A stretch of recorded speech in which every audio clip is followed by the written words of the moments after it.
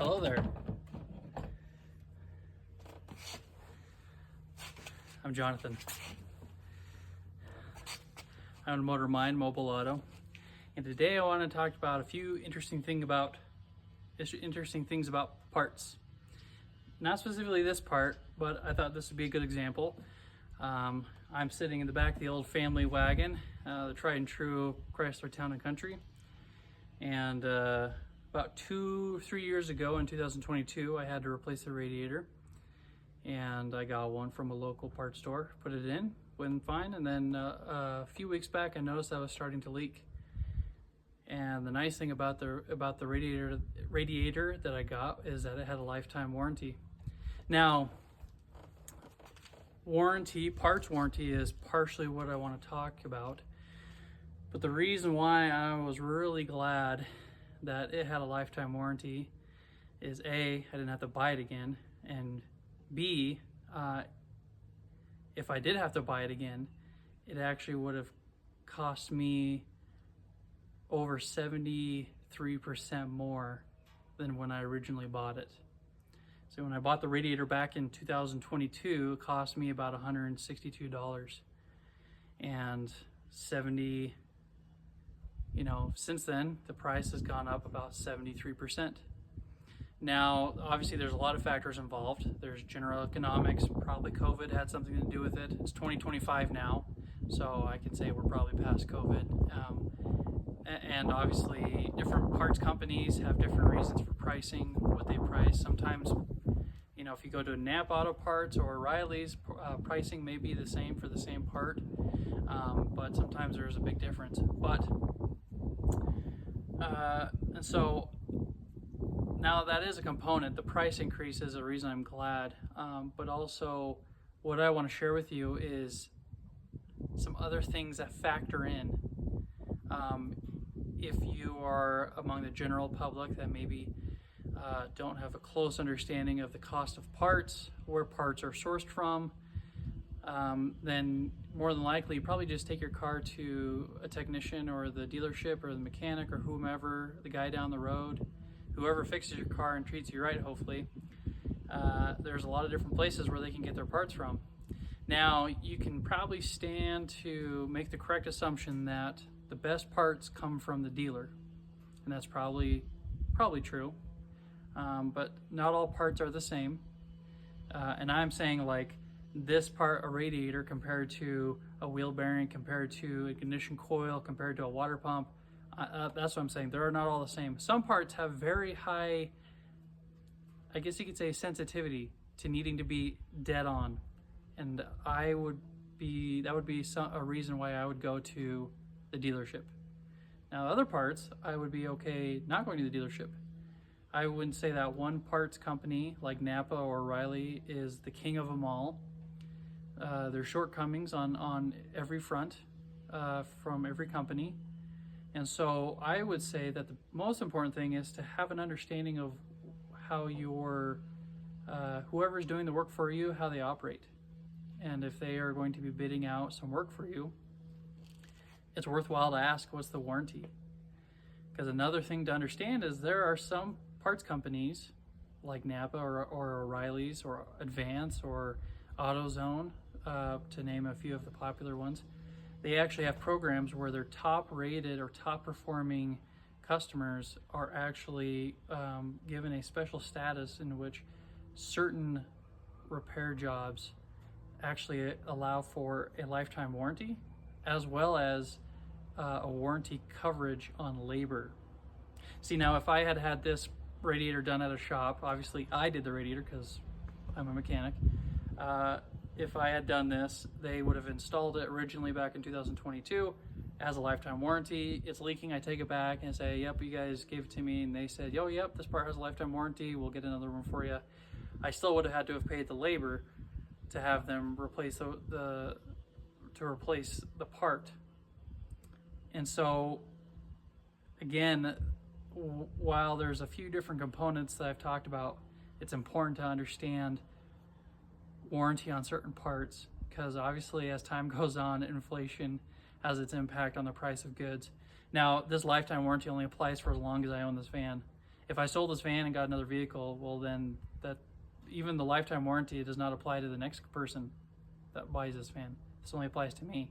So that's a small plug for a good reason to own vehicles longer, especially if they are higher mileage vehicles that are out of warranty. When I say higher mileage, I could say anything out of the manufacturer's warranty. That's what I would assume, and that's actually what I think a lot of manufacturers consider as high mileage. So the crux of what I'm getting at is, sure, while the dealerships have the best parts, that doesn't mean that you always have to use a dealership, because one issue about dealerships is a lot of their parts actually come with about a 1-year warranty. Now, the likelihood of those parts going bad is small. Now, this radiator that I installed on my van could have easily gone years and years and years. And for some reason, it just failed. Not a big deal, it happens. But ultimately, what you want to understand is there a reason why whomever fixes your car or your vehicle, why they use the parts they use and what that warranty is? And feel free to ask some questions and say, okay, if you guys use these parts, what's the warranty? And if they fail, what happens? Is it a timed warranty? Some parts from parts houses have maybe a 3-year or 36,000 mile. Some parts have a lifetime warranty. And sometimes you end up having to pay a little bit more to get something with a lifetime warranty, sometimes not. A lot of times the parts from the dealership cost the most, or can cost the most, but actually have the smallest warranty. But again, you could debate this with 10 people and get 10 different answers or lines of reasoning about why you ought to always go with the dealership, or why you ought to always go with so-and-so for this parts house or this parts house. And like for me personally, through my experience, I know that some parts I will go through the dealership, and some parts I'm totally okay going through Napa or O'Reilly's. And even, let's say, if it's between Napa or O'Reilly's, if I had to, let's say, get a high sensitivity sensor, like a crankshaft position sensor, the brand I like at Napa I like more than the brand I can get through O'Reilly. And then also there's situations where, let's say, if I need a radiator hose or a serpentine belt, well, Napa and O'Reilly's, their belts are a lot of times made by the same company, which I believe is Gates. And so from there, it kind of comes down to some other factors. Another reason I might put a pitch in for your auto repair shop that uses a Napa or O'Reilly's, I'm just saying those because that's who I use mostly, is because, well, they're all over the country. You have probably the highest success of finding an O'Reilly's or a Napa anywhere you go in the nation. And then that way, if you're traveling and something happens and you can have proof of purchase, well, at least if that part has a lifetime warranty or it's still under warranty, then at least you can get that covered. But at least a plug for having parts with a lifetime warranty, if you are committed to owning a car for a long time, I'm going to say 100,000 miles, no matter what the mileage was when you bought it, then there's a good reason to maybe go with a product or supplier that has a lifetime warranty. Some products, it's not a problem. Some products, I'll take my chance. Some products, even if it has a 1-year warranty, I'm only going to get it through the dealer. And I don't know why that is. If you own a Ford, you probably understand. There's probably also a lot of Chrysler products that are that way. I don't know what it is about some of them and how only the dealer products seem to last and work. I don't know. It's some weird voodoo. But all in all, at the end of the day, everything we drive, everything that I repair my customers' vehicles with, parts, tools, any of that stuff, it's made by people, it's made for people, it's repaired by people, and those parts are all designed by people. So you have to sometimes factor in the human factor.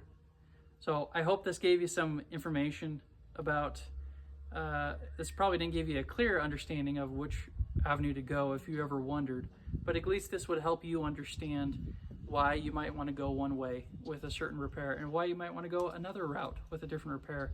But ultimately, I think at the top of it, it really comes down to having a good relationship with the person that fixes your car.